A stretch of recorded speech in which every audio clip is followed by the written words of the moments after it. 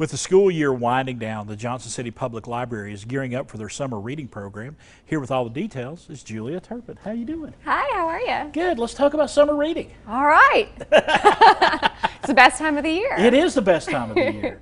Talk to me about the summer reading program. Sure. So summer reading kicks off on June the 1st, which is a Wednesday next week. We're going to have a big kickoff event at the library from 5 to 7. So bring the whole family down to get registered and start things going. You know, it's just not sitting, you know, it is reading books, but there's so much more entailed there. So much more. So Yes. summer reading program, really, it's a twofold thing. So first of all, you want to prevent summer slide, which is what happens when our kids are out of school for the summer. They're at home, they're having a great time, which is a fabulous part of childhood, but they tend to forget a little bit about what they learned during the school year.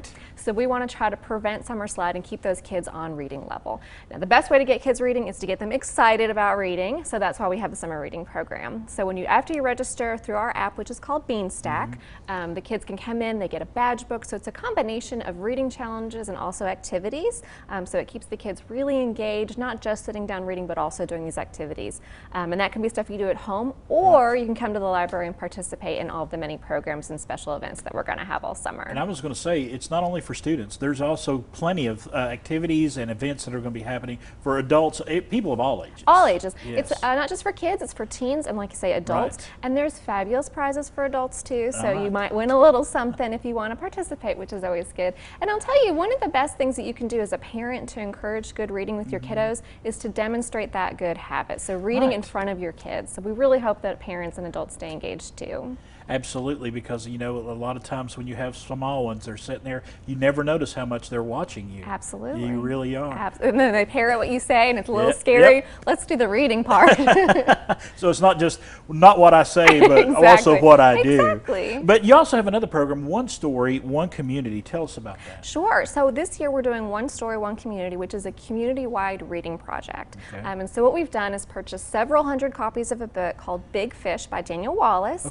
And we're encouraging folks all around Johnson City to read this book. And the idea is that we have a shared experience as a community, so you might bump into somebody who's also read the book and you've got an immediate thing in common with them, something you can talk about. So it builds community, brings people together. There's going to be all kinds of events to go along with the book this summer. If you don't have a hard copy, you can download it through our Hoopla app for both a book or an audiobook version, whichever you prefer. So there's lots of ways to get it. So we hope folks get really engaged with this program as well. What made y'all decide on Big Fish?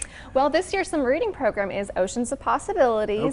So there is kind of a water theme, but actually it was a book we selected a few years ago, and then COVID happened based on the theme of storytelling. So this book is kind of special for our community in that we have a rich history of storytelling as well, but I think it'll be attractive to a lot of folks. And what are some of the events that you have planned along with this? What are some of the things that are going to be happening? Sure. We're going to have a film screening at the Wallace Theater of the Big Fish film adaptation. We're going to have a Zoom live event with Daniel Wallace, the author, so you can come to the library and ask him your questions. It's always fun when you get to meet an author to go along with the book. And then we'll have book conversations throughout the community as well. There might be one at Johnson City Brewing, so if you want to go get a beer and then talk about the book, we would certainly encourage that too.